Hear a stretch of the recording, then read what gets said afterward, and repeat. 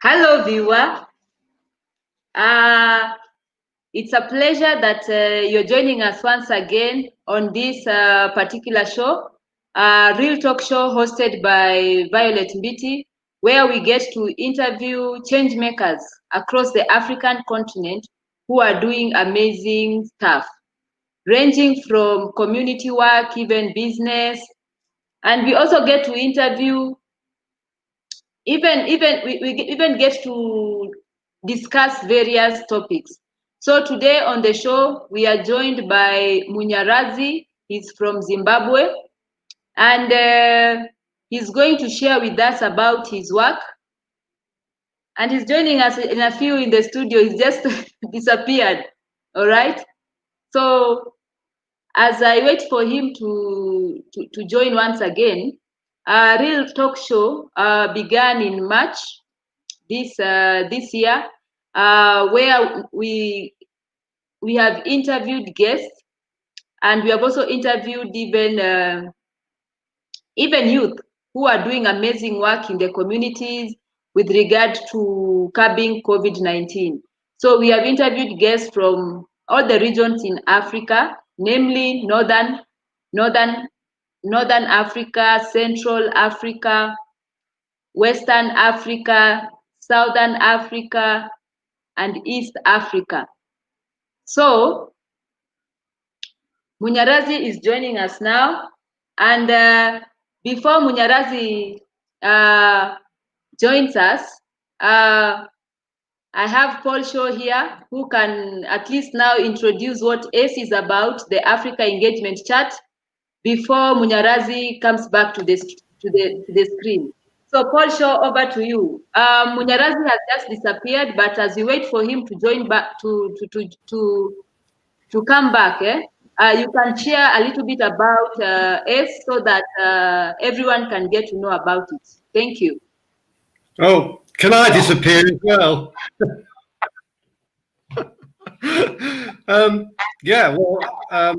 Probably people that know me, originally I had the Network of African Youth for Development for about 10 years, but left there a year ago, maybe longer, I can't remember now. And is it possible to you be in the middle? Hello? Yeah, you are not in the middle.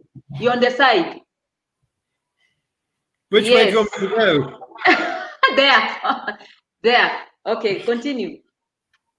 Yep. So I was lucky enough to have Stephen Maturi and Stephen Matua and Juliette Maturi came and stayed at my house.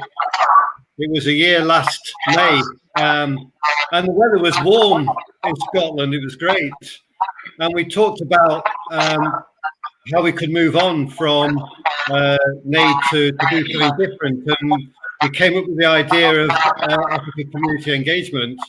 The initial focus was on 6, I think, of the SDG goals, but we've diversified really due to the COVID pandemic, and decided that we should focus on the efforts of change makers in rural communities during the pandemic and what they're trying to do to raise awareness of and help protect the people in the community. So that is why the last 8 months, it seems a long time ago now, we've been featuring, and Violet's been helping with this, featuring change makers from all over the continent to showcase the work that they've been doing and using different media to share that with the wider world in the hope that others will be inspired or encouraged to follow what they're doing. Now, the person who's been today, Munya, I've known him for a long time, and I've got a lot of respect for him. He's really putting his neck on the line in trying to promote the Sustainable Development Goals around the continent. Even climbed Kilimanjaro last year, something I'd love to do one day, but I'm not sure whether I could make it or not in my old age. and he planted the SDG flag right at the top. So well done for that, Munya. And I'm looking forward to hearing what he has to say, Violet. He's here. He's here. Hi, Munyaradzi. He's saying that it has started raining in Zimbabwe. So, yeah, he's saying he's here now. So let's wait for him to join. I've added him to the broadcast. I will leave him to it to disappear then. Okay.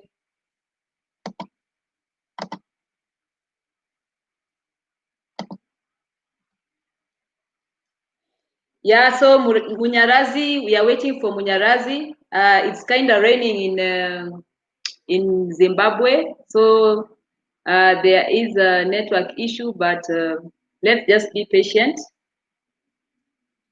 as he tries to. Oh, he's using another device. Great. Hi, Munyaradzi.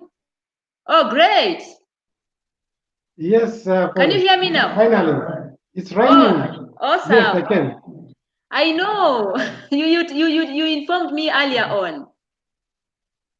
Yes.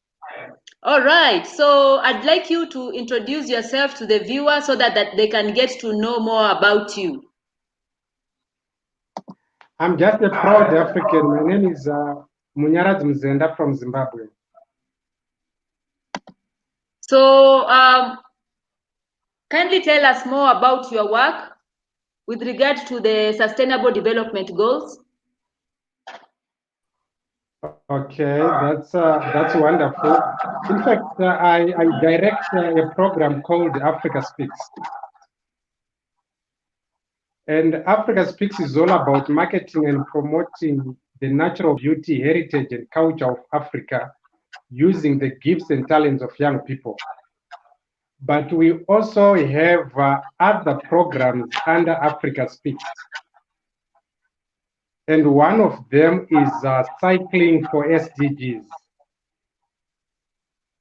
And under Cycling for SDGs, what we are doing is we have 17 young people with dreams plus other 55, cycling 55 kilometers. Why 17? Because we have 17 sustainable development goals. So each SDG or each cyclist will be depicting an SDG. And why 55 young people? Because we have 55 nations in Africa. So that's why we are having a program called Cycling for SDGs, 17 plus 55 young people cycling for their favorite SDGs in the Africa they want. So I've been informed that you've cycled all over Africa. Is that true? No, we have only piloted in 6 countries. Name those but countries. Our intention is, we have done cycling in Zimbabwe, Zambia, Tanzania, Eswatini, which was Swaziland, Kenya, and now as we speak, there is cycling that is happening in Lesotho. So in all those particular countries, it's like we're piloting. So now in 2021, we want now to cycle in each and every African country, but we need some partners in each and every country. All right. Yeah. So I have a question for you. Why did you choose to become a community activist? Each and every one of us has a calling. We all have our dreams, because if you don't give back in our respective societies, who will give back to the society? And I think I have refused to be like Dead Sea. You know why it is called a Dead Sea? Because it keeps receiving without giving. So the only way we can achieve the Africa we want is by giving. Wow, most definitely. That is how we can achieve the Africa we want. So what kind of community work are you involved in? Personally, my background is marketing. So what I do is I help people to live their dreams. So that is the best way to give back, because even if you're violent, you can go and work at maybe Kenya International Bank, you can go and work at Safaricom. That is working. But I think what we need to do as African young people is to live our dreams. All these companies that you know in Kenya, in Zimbabwe, in Nigeria, they've been formed by people who were young, some years back. So the only way we can achieve the Africa we want is by each and every one of us to live our dreams, because all the jobs that we want, they are hidden in a dream. But I think we have been told to go to school and look for employment. But who would then create that employment? So the most important thing in life is for us to pursue and live our dreams. And it is these particular dreams that will create employment. And it is these particular dreams that will make us achieve the Africa we want. All right. So kindly elaborate further on the GAB project. The Great African Art Banner, it is a project that we started during the 2010 World Cup. So we thought of saying, how best can we tell our own African story? And we realized that it is only art that speaks the universal language. So we did an art banner that was 540 meters long, but each particular painting, it was 54 centimeters by 80. 54 centimeters depicting the 54 nations that we had in Africa then. Then 80 centimeters depicting the 80 years that we had to wait as Africans to hold the first World Cup. So after that, people, they were saying, are these particular paintings from all the African countries? Then I said, no, it was just paintings from the 10 countries. Then it was advised that why can't we have an art banner where we involve all the 55 nations? So what we are doing now is we are doing an art banner that is 55 kilometers long. And each country is requested to contribute about a kilometer of the painting. So this banner, which is 55 kilometers long, it will employ at least 55,000 young people. So what we managed to do last year, we presented the project to the African Union, because African Union, they have an agenda called Agenda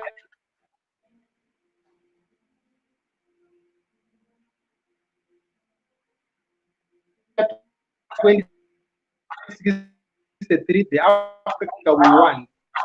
So we said the best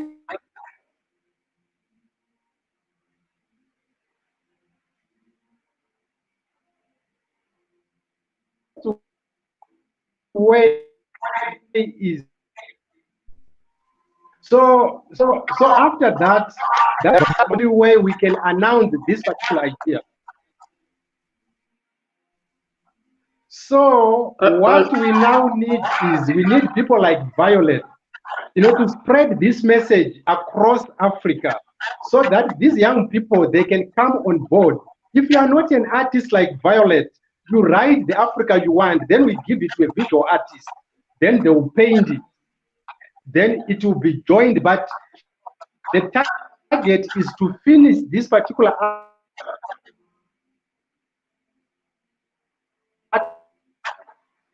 Oh my. Your internet is breaking. 2023. All right. So we've heard a little bit about what is done. So, Paul, you've heard a little bit about what Munyaradzi has stated. Oh, he's back again. All right, let me back again. Okay. Yeah. Munyaradzi. Yeah. So Yes, kindly Alice. share about the Africa we want, because your internet was kind of, oh, he's disappeared again. All right. Okay, Paul. You had you had what Munyaradzi stated before he joins back, because of I think because it's raining in Zimbabwe, he's in and out. So what were you able to decipher from what he has shared so far? Well, he emphasized the word dreams quite a lot, and we all have dreams about what we'd like to do, but the key is to turn them into reality. So I'd be interested to know what Munya thinks are the first steps that people need to take, considering the circumstances they are in, to reach their dreams, to get the Africa that they want. So it's okay to say you can dream, but what are the practical steps to making those dreams a reality, basically? All right. And yes, as we wait for him to join the studio again, has the African Union been receptive towards youth development?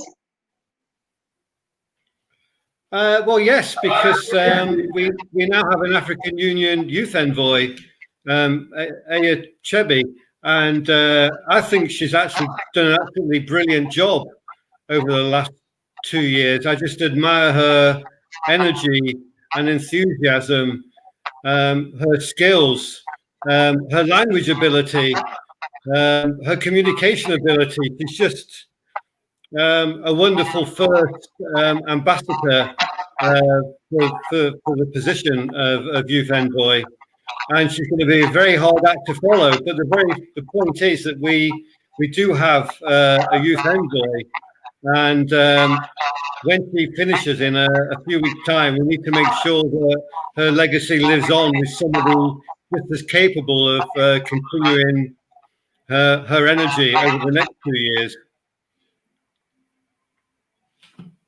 All right. I mean, I'm not sure how many people engage with the different initiatives that she has. It's almost been continuous over the African Youth Month that she's organising. She seems to be doing talks like this almost every day. It'd be interesting to know what the outreach is. You know, how many people actually tune into her? How many people actually take notice of what she's doing? I think it's important. Maybe there should be a questionnaire at the end of the first year that's actually sent out to as many people as possible. You know, just starting with a basic question like, "Have you heard of the African Union Youth Envoy? Yes and no." See how many people say yes, and then just follow on from there. Do you think she's made an impact? What do you think she could do better? All this sort of stuff. So I think we need to learn from that first 2 years of experience and actually move on from there. But I think you just set a wonderful example of what youth can do. All right. Great. So Munyaradzi is joining us in a few. He's saying that he's even lightning, but he's trying to join. Well, don't go out with an umbrella. Advise him not to go out with an umbrella. I don't think he's going to do that. So what drove you to start a network of African Youth for Development? Oh, I didn't start it. I'll be in trouble if you say that. Oh dear, the angry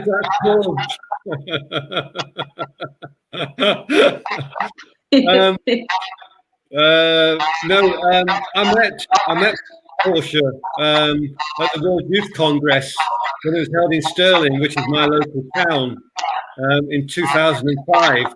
and I was actually presenting there about the global positioning system, and she came to one of my talks, and she said that she had this idea, and would I like to help her from the launch, and I did, basically.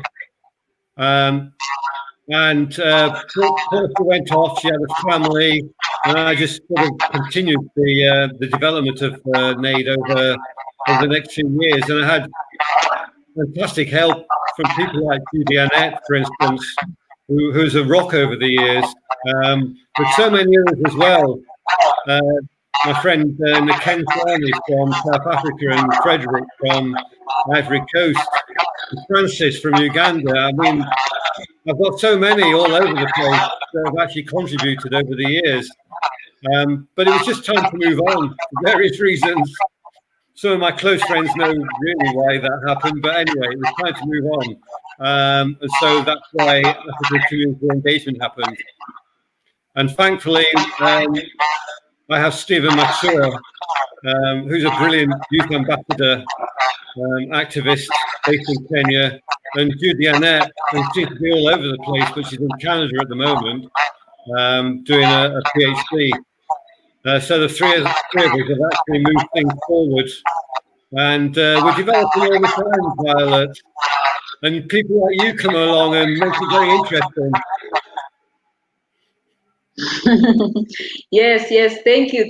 By the way, viewer, I was featured on the network Africa Youth for Professional Development. I was featured in 2017, December, as the December organization of the month because of the work that I'm doing.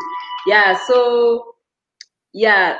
Munyaradzi is trying to call me. Munyaradzi, are you able to join? Yes, I tried the other way. Which other way?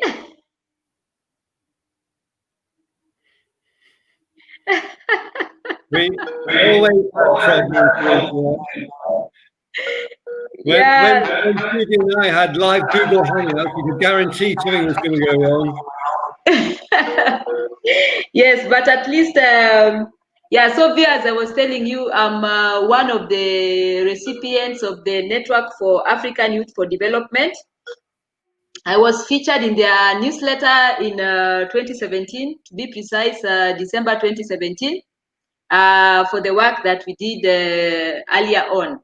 And we are here now, and we are happy that even we are connecting with now is to feature young Africans who are doing incredible things in their respective country, changing one life after another, impacting various individuals in their communities, and we just want to congratulate them for the awesome work that they are doing. So it seems that Munyaradzi is not going to be able to join us again because it's raining heavily in Zimbabwe right now, especially the place that he resides. And at least you heard a little bit about his work on the SDGs, which he has expounded further, and you also heard about the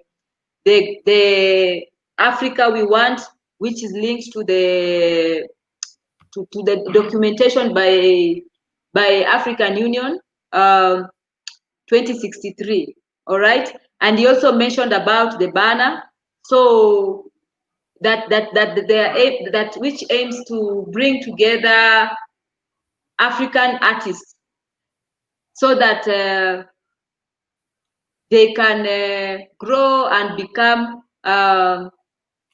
influential people and impact their communities. All right.